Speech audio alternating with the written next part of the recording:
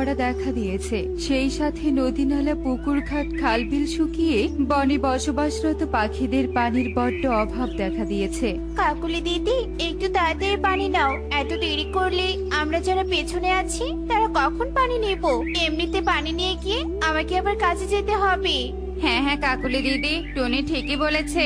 আমি এখান থেকে পানি নিয়ে গেলে তারপর আমার মেয়ে সেই পানি খেয়ে স্কুলে যাবে। একটু তাড়াতাড়ি করো, নয়তো দেরি হলে আমার মেয়েরও স্কুলে যেতে দেরি হবে। আমি অত তাড়াহুড়ো করতে পারবো না। তোদের যখন এতই তাল, তাহলে আমার আগে এসে পানি নিতে পারিসনি? যত সব। এই বলে কাকুলি কুয়ো থেকে কলস ভরে পানি নিয়ে চলে যায়। এভাবে একে একে পাখিরা পানি নিয়ে চলে যেতে থাকে। এদিকে ঈগল আর ইগলি দূর থেকে এই দৃশ্য দেখে বলতে থাকে, এই বনে পানির অভাব হয়ে পাখিরা খুব বিপাকে পড়েছে। পানির জন্য পাখিদের এই ছটফট দৃশ্য দেখে আমার খুব ভালো লাগছে। পানির এই অভাবের মাঝে যদি একটু লাভ করতে পারতাম তাহলে খুব ভালো হতো। হ্যাঁ ঈগল, শুধু খুব ভালো নয়, আমরা আরো ধনী হতে পারতাম। কিন্তু কিভাবে কি করব সেটাই তো আমার মাথায় আসছে না। আমার মাথায় একটা বুদ্ধি এসেছে। শোনো, তুমি এই বনের সবচেয়ে ধনী আর শক্তিশালী পাখি। তুমি কাল থেকে এই কুয়োর পানি বনের পাখিদের কাছে বিক্রি করবে। বনের পাখিরা তোমার কাছ থেকে টাকা দিয়ে পানি কিনে নেবে। সেই টাকার মাধ্যমে আমরা ধনী হব। আরে বউ, তুমি তো একটা দারুণ বুদ্ধি দিয়েছো। কাল থেকে তাহলে আমি এই ব্যবসা শুরু করব। হা হা হা হা হা। ঈগল ইগলি এভাবে বলে অট্ট হাসিতে ফেটে পড়ে। এভাবেই সেই দিন কেটে যায়। পরের দিন সকালে, এই দাঁড়া, কেউ বিনা পয়সায় কুয়োর পানি এক ফোঁটাও নিবি না। কি বলছো কি দাদা? বিনা পয়সায় কুয়োর পানি নিব না মানে? আজ থেকে এই কুয়োর পানি নিতে টাকা দিতে হবে আমাকে। এক কলস পানি 50 টাকা। যে টাকা দিতে পারবি সে পানি পাবি, আর যে টাকা দিতে পারবি না সে পানি পাবি না। এটা আবার কি ধরনের নিয়ম ঈগল দাদা? বনের কুয়োর পানি টাকা দিয়ে কিনবো কেন? আমরা টাকা দিয়ে নয়, পানি এমনিতেই নিব। কবুতর দাদা ঠিক কথাই বলেছে। এই কুয়োতে বনে সকলের অধিকার আছে। আর তাছাড়া পানি কিনে খাওয়ার সামর্থ্য বনে সবার থাকলেও আমার নেই। আমি অন্যের পাশে কাজ করে যে টাকা পাই, সেই টাকা দিয়ে আমার ছোট্ট মেয়েটার ঠিক মতো চাহিদা পূরণ করতে পারি না। তার উপর আবার এই পানি কিনবো কি করে? ঈগল দাদা, তুমি এসব ভণ্ডামি বন্ধ করো। তুই তো খুব বেশি কথা বলছিস রে গরিব টনি। চুপচাপ সবাই আমার এই দাবি মেনে নে, নয়তো আমার শক্তি সম্পর্কে তো তোরা ভালোই জানিস। একবার শক্তি প্রয়োগ করা শুরু করলে কাউকে আস্ত রাখবো না। দাদা, তুমি হুমকি দিলেও কোনো লাভ হবে না। সবাই ভয়ে প্রতিবাদ না করলেও আমি করব। আমি তোমার নামে পুলিশে নালিশ করব। কি? যত বড় মুখ নয় তত বড় কথা। তুই আমার নামে পুলিশে নালিশ করবি? দাঁড়া রে, তোকে এক্ষুনি এই বন থেকে তাড়িয়ে দিব। যে আমার কথা মানে না তার এই বনে থাকার কোনো যোগ্যতা নেই। না, তুমি আমাকে এভাবে ক্ষমতার জোরে বন থেকে তাড়িয়ে দিতে পারো না। দয়া করো দাদা, আমাকে বন থেকে তাড়িয়ে দিও না। ঈগল রেগে মেগে টনির কোনো কথা না শুনে টনিকে তার মেয়ে সহ বন থেকে তাড়িয়ে দেয়। দেখেছো তোমরা আমার ক্ষমতা? দেখেছো? যে টনির মতো আমার বিরুদ্ধে যাবে তাকে আমি বন থেকে তাড়িয়ে দিব। আমরা জীবনেও তোমার বিরুদ্ধে যাব না দাদা। কষ্ট হলেও আমরা টাকা দিয়ে পানি কিনে খাবো। তাহলে যা, সবাই টাকা নিয়ে আয় আর পানি নিয়ে যা। সবাই ভয়ে ঈগলের কথা মেনে নেয় আর টাকা দিয়ে ঈগলের কাছ থেকে কুয়োর পানি কিনে নিতে থাকে। এদিকে টনি তার মেয়েকে নিয়ে বনের শেষ সীমানায় চলে আসে। উফ, কি যে রোদ উঠেছে আর কি যে পিপাসা পেয়েছে। হে বিধাতা, যে অন্যায়ভাবে আমাদের বন থেকে তাড়িয়েছে, তুমি তাকে কঠোর শাস্তি দিও।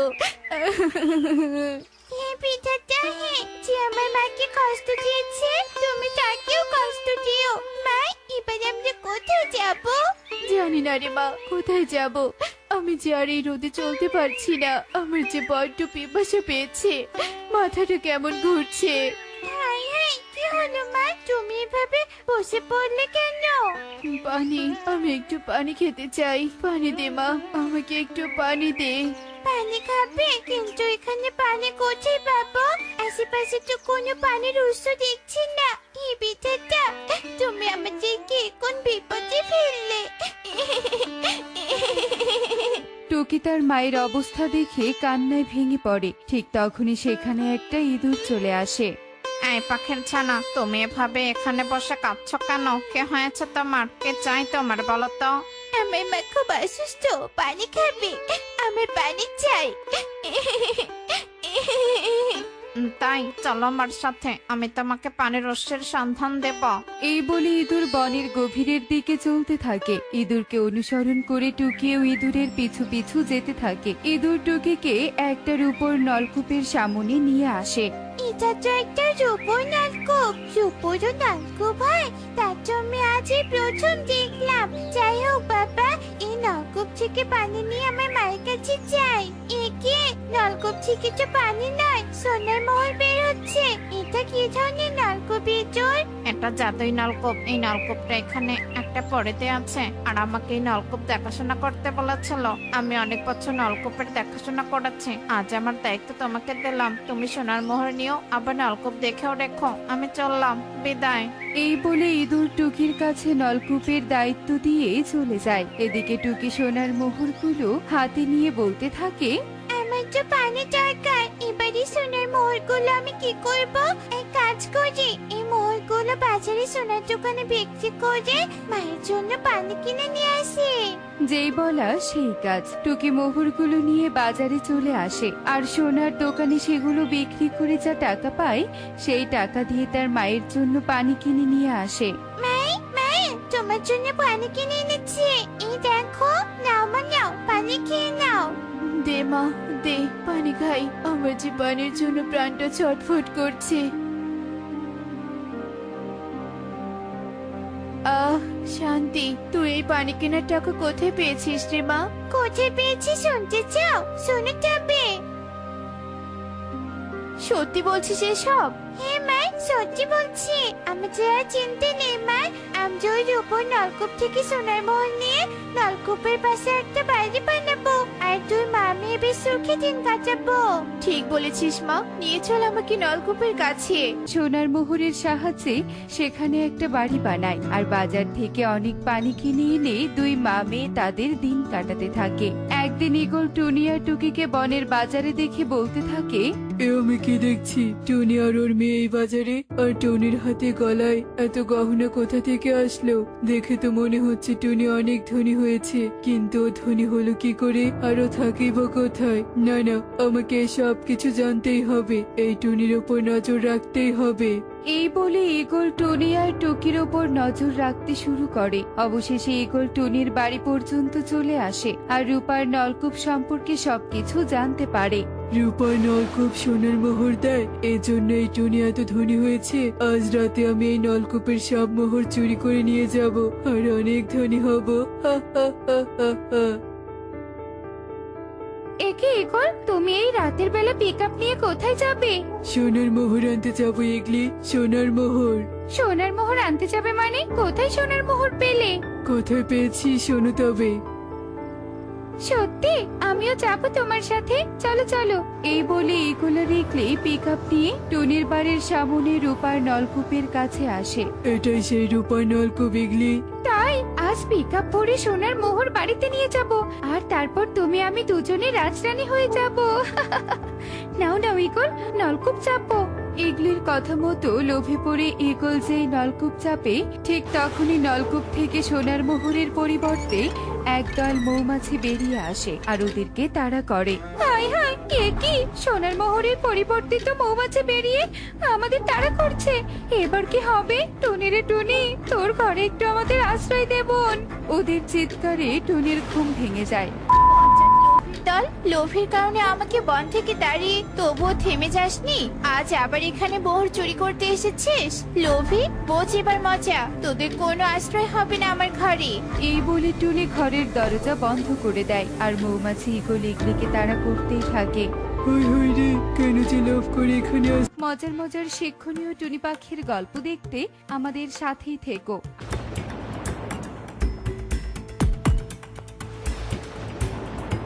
তোমাকে আমি কতবার বলেছিলাম বৃষ্টি হওয়ার আগে আমাদের জন্য থাকার একটা ঘর তৈরি করো, কিন্তু তুমি আমার কোনো কথাই শুনলে না। তোমার একটা ভুলের কারণে আমাদের কত কষ্ট করতে হচ্ছে। ঘর তৈরি করার জন্য অনেক টাকার প্রয়োজন, এমনিতেও মোড়ল মশাই আমার কাছ থেকে অনেক টাকা পায়, আমি ঘর তৈরি করার টাকা কোথায় পেতাম বলো? তুমি সময়কে মূল্য দিতে জানো না। সময়ের সাথে যদি সবকিছু করে রাখতে তাহলে আজ আর এই দিন দেখতে হতো না।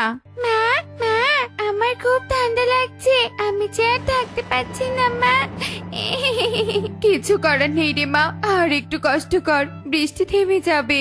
এভাবেই তারা নিজেদের মাঝে কথা বলতে থাকে আর এক গাছের ডালে বসে বৃষ্টিতে ভিজতে থাকে। অন্যদিকে বৃষ্টি থামার কোনো নামই নিচ্ছিল না।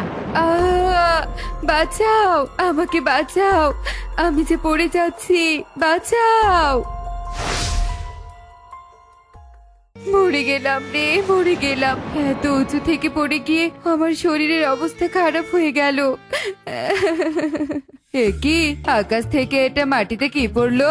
এটা আসলে কি হতে পারে? কাকুলি, আসো তো গিয়ে দেখে আসি। ঠিক আছে কালু, তাই চলো। হে মা, এটা তো মেঘরানী। মেঘরানী, তুমি কি ঠিক আছো? হ্যাঁ, কিছুটা ঠিক আছি, কিন্তু আমার একটু বিশ্রামের প্রয়োজন। বিশ্রাম করলে হয়তো পুরোপুরি সুস্থ হয়ে যাব। আমাকে কি তোমাদের বাড়িতে একটু বিশ্রাম করতে দিবে? কিন্তু মেঘরানী, আমাদের তো কোনো বাড়ি নেই। আমরা এই বৃষ্টিতে কোনো রকম গাছের ডালে আশ্রয় নিয়েছিলাম। আমরা তোমাকে কোথায় থাকতে দিব? আহারে, কালু কাকির ঘর নেই। এরা কত অসহায়। এদের যদি সাহায্য করি তবে আমিও একটু বিশ্রাম করতে পারবো। তোমাদেরকে আর এই বৃষ্টিতে কষ্ট করে থাকতে হবে না। আজ থেকে তোমরা এই ঘরেই থাকবে। মেঘরানী, তোমাকে অসংখ্য ধন্যবাদ। তুমিও এই ঘরে এসো, তোমারও এখন বিশ্রামের প্রয়োজন। এরপর তারা সবাই সেই ঘরে চলে যায়। কালু কাকড়া থাকার জন্য একটা ভালো আশ্রয় পায় আর মেঘরানীরও বিশ্রাম করা হয়। আর এভাবেই দেখতে দেখতে সেই দিন কেটে যায়। পরের দিন সকাল হতে না হতেই বৃষ্টিও থেমে যায়। মেঘরানী, তোমাকে একটা কথা বলি। একটা কেন, তুমি 10টা কথা বলতে পারো, আমার কোনো সমস্যা নেই কাকুলি। তুমি কাল কিভাবে আকাশ থেকে মাটিতে পড়ে গেলে? তুমি তো আকাশে ভেসে বেড়াও, মাটিতে তো পড়ার কথা নয়। তোমরা জানতে চাইছো? ঠিক আছে, তবে আমি তোমাদের বলছি, শোনো তবে। আমার প্রথম লক্ষ্য হচ্ছে সবার মুখে হাসি ফোটানো। সবাই হাসি খুশি থাকলে আমার খুব ভালো লাগে। বৃষ্টিতে ভিজতে আমার দারুণ মজা লাগে। বাজুন, আয় আয়, এই পানিগুলোতে লাফালাফি করি। অনেক মজা, অনেক মজা। এই বৃষ্টির কারণে জমির ফসলগুলো কত সুন্দর হয়েছে। বৃষ্টিটা যদি না আসতো তবে জমির ফসলগুলো রোদে শুকিয়ে যেত। এই বৃষ্টি সবার মুখে হাসি ফুটিয়ে নিয়ে এসেছে। আহ, আহ, আহ, আহ, আহ।